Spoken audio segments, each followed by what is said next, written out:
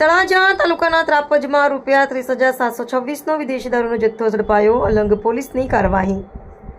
ભાવનગર જિલ્લાના તળાજા તાલુકાના ત્રાપજ ગામે અલંગ પોલીસે પ્રોહિબિશન હેઠળ મોટી કાર્યવાહી હાથ ધરી ભારતીય બનાવટના વિદેશી દારૂની કુલ 78 બોટલો સહિત ₹30,726નો મુદ્દામાલ કબજે કર્યો છે.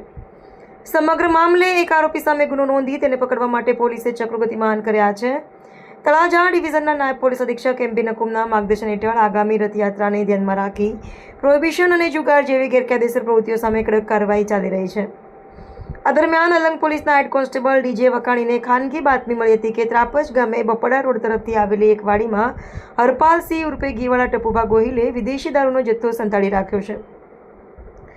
બાતમીના આધારે પોલીસે સ્થળ પર દરોડો પાડી તપાસ કરતા સૂકા ઘાસ નીચે છુપાવેલો દારૂનો જથ્થો મળી આવ્યો હતો. આ કેસમાં આરોપી હરપાલસિંહ ઉર્ફે ઘીવાળા ટપુભા ગોહિલ રહે ત્રાપજ તાલુકો તળાજા સામે પ્રોહિબિશન હેઠળ ગુનો દાખલ કરવામાં આવ્યો છે. આરોપી હાલ ફરાર હોવાનું પોલીસે જણાવ્યું છે અને તેની શોધખોળ શરૂ કરવામાં આવી છે.